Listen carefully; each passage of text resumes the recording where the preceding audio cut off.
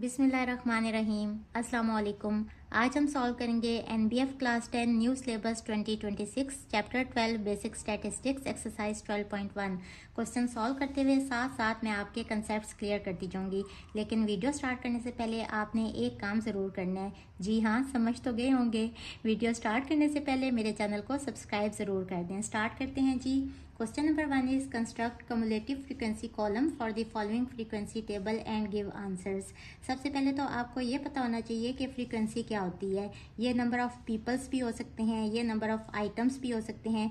किसी भी चीज़ के नंबर्स को ना फ्रीक्वेंसी कहते हैं। अब इस क्वेश्चन के हिसाब से ये जो फ्रीक्वेंसी गिवन है ना, ये नंबर ऑफ आइटम्स है।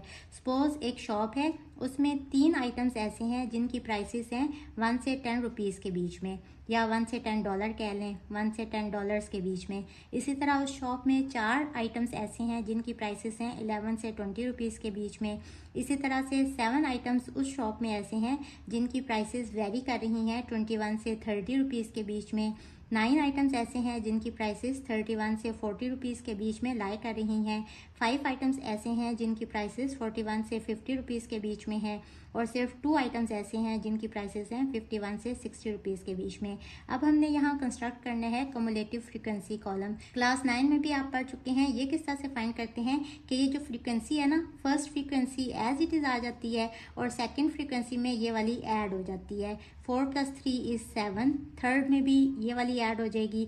7 + 7 14, इसमें ये ऐड हो जाएगी। 14 + 9 इज़ 23, इसमें ये ऐड होगी और आंसर यहाँ लिखेंगे। 23 + 5 इज़ 28 एंड 28 + 2 इज़ 30।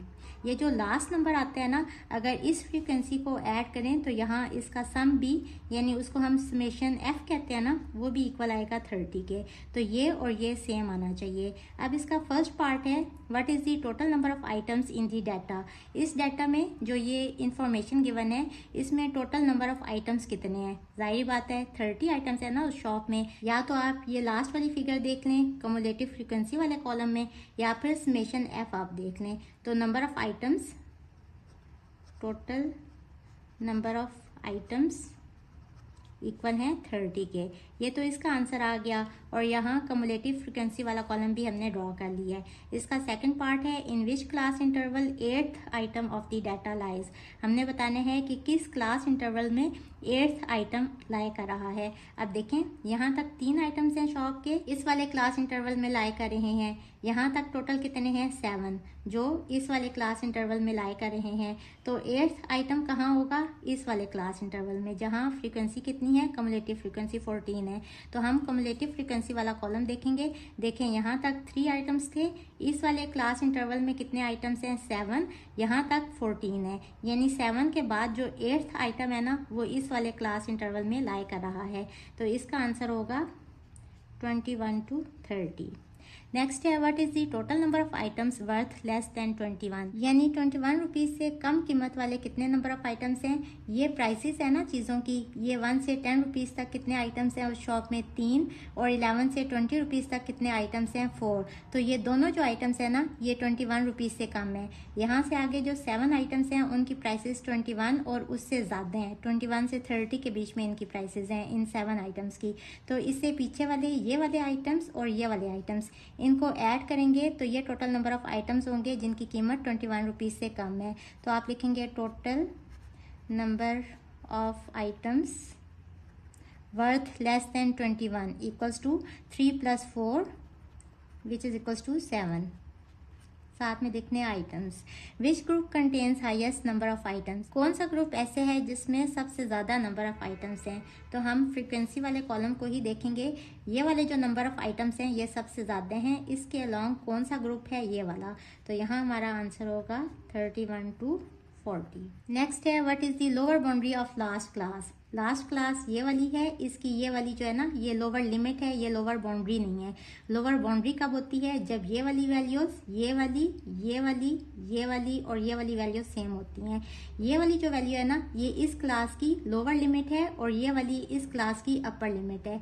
तो एक क्लास की अपर लिमिट और अगले वाली क्लास की लोअर लिमिट, ये अगर सेम होंगी ना तो उसको हम कहेंगे क्लास बाउंड्रीज। अगर ये सेम होती तो हम यहाँ क्लास बाउंड्रीज वाला कॉलम ड्रॉ नहीं करते, लेकिन ये सेम नहीं है, तो क्लास 9 में भी क्लास बाउंड्रीज ड्रॉ करना आपने सीखा हुआ है। किस तरह से फाइंड करते हैं कि इस वाली वैल्यू में से इस वाली वैल्यू को माइनस करते हैं, 11 माइनस 10 या ऐसे कर लें 21 माइनस 20, ये सब सेम होगा। 31 माइनस 30, सबका आंसर क्या आ रहा है 1।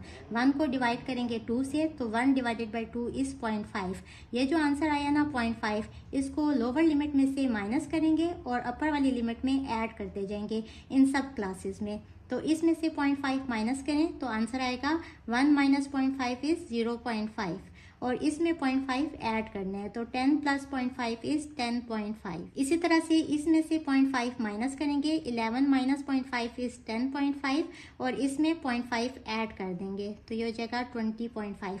अब देखें ये वाली वैल्यू सेम आ गई। इसी तरह इसमें से 0.5 माइनस करेंगे, ये हो जाएगा 20.5, इसमें 0.5 ऐड करेंगे, ये हो जाएगा 30.5, इसमें से माइनस करेंगे, ये हो जाएगा 30.5, इसमें ऐड करेंगे, ये हो जाएगा 40.5, इसमें से माइनस करेंगे 0.5, ये हो जाएगा 40.5, इसमें 0.5 ऐड करेंगे तो ये हो जाएगा 50.5, इसमें से 0.5 माइनस करेंगे, ये हो जाएगा 50.5, और इसमें 0.5 ऐड करेंगे तो ये हो जाएगा 60.5।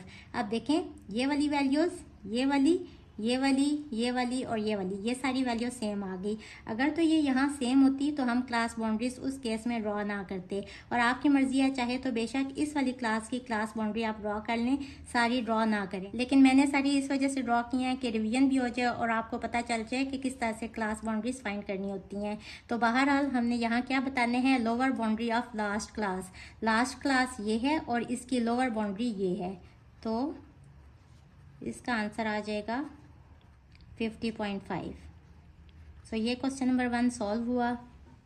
Question number 2 is the maths gained by a newly born baby is given below. एक बच्चा है जो पैदा हुआ है, तो मंथ्स के अंदर उसने जो मैथ्स गेन किया उसका ये चार्ट गिवन है। फर्स्ट मंथ में उस बेबी ने कितना वेट गेन किया, 4 kg। अब इसका ये मतलब नहीं है कि फर्स्ट मंथ के बाद उस बच्चे का टोटल वेट 4 kg था, बल्कि इसका क्या मतलब है कि देखें जिस टाइम वो पैदा हुआ उस टाइम वो 0 मंथ्स का था ना, उस टाइम भी तो उसका कुछ ना कुछ वेट होगा।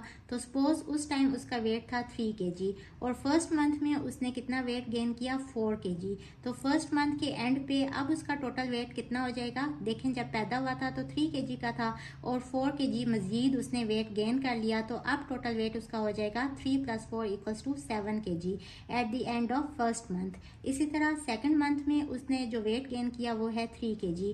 ये जो वेट है ना, ये सिर्फ वेट उसने सेकंड मंथ में वेट गेन किया है, इससे पीछे वाला वेट इसमें ऐड नहीं हुआ। इसी तरह थर्ड मंथ में उस बेबी ने 2 kg वेट गेन किया, फोर्थ मंथ में 3, फिफ्थ मंथ में 2 kg और सिक्स्थ मंथ में 1 kg वेट गेन किया।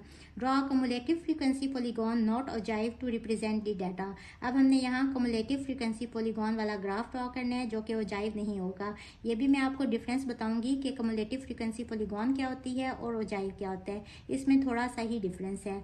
Also find from the graph, और हमने ग्राफ ड्रॉ करके ये भी फाइंड करना है how much he she weighted at the age of 4.5 month, के 4.5 यानी कि 4.5 मंथ्स के बाद उस बच्चे का टोटल वेट कितना था।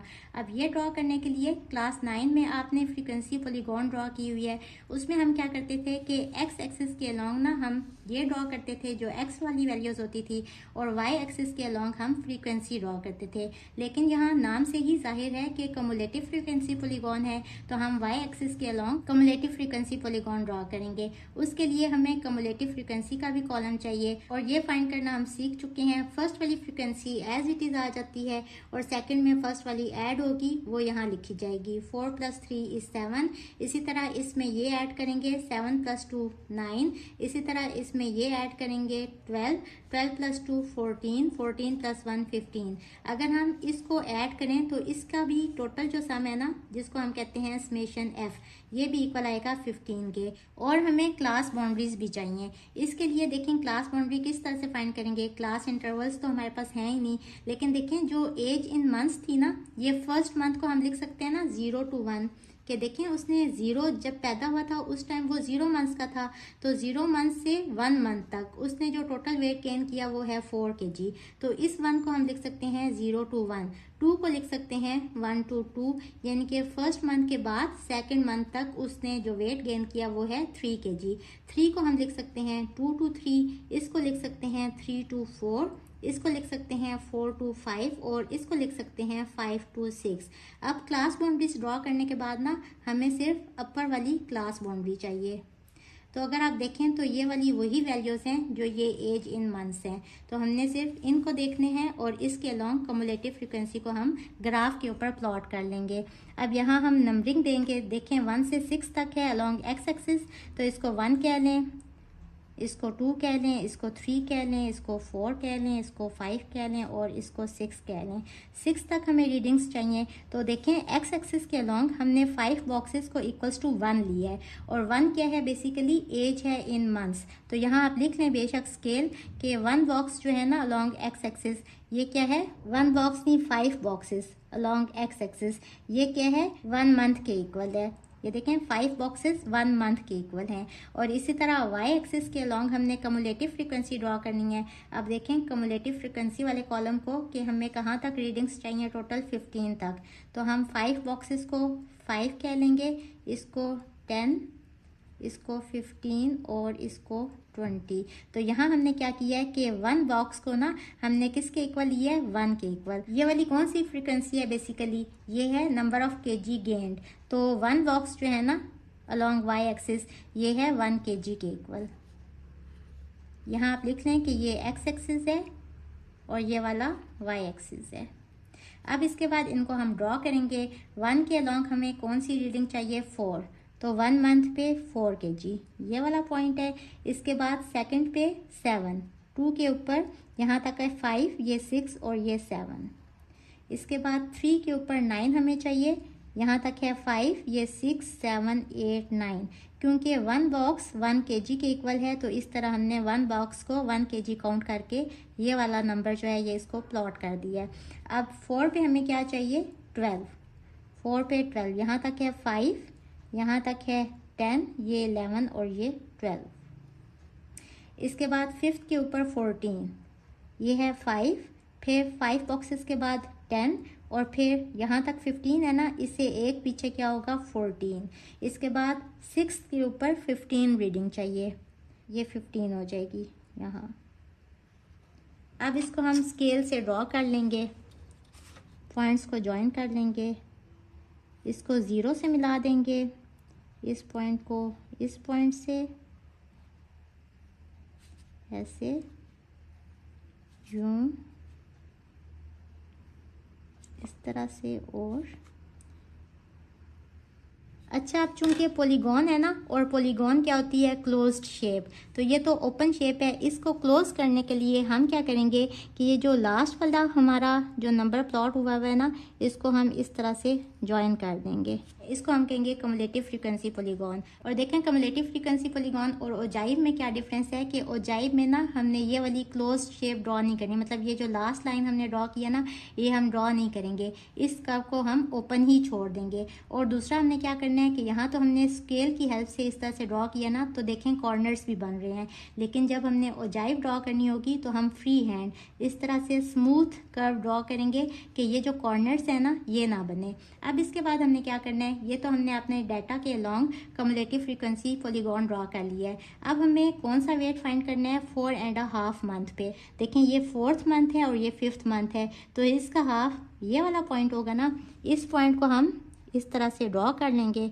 बेशक आप इस तरह से डॉटेड लाइन से ज्वाइन कर लें। ये हमने इसको ड्रॉ किया 4.5 मंथ पे। अब इसके अलोंग हमने वेट देखने हैं कि 4.5 मंथ पे टोटल उस बेबी का वेट कितना था। वेट इस साइड पे है ना, ये नंबर ऑफ केजीज हैं, तो ये वेट है, तो इसको इस तरह से ज्वाइन करेंगे, ये उस बच्चे का वेट आ जाएगा 4.5 मंथ के ऊपर। देखें इस तरह से ज्वाइन किया। अब देखें यहाँ तक है 10, ये 11 है, ये 12 है और ये 13 है। तो हम लिखेंगे कि weight of the baby at the age of 4.5 months कितना वेट आया है, इक्वल्स टू 13 और साथ में यूनिट आ जाएगी केजी की। सो ये क्वेश्चन नंबर 2 सॉल्व हुआ।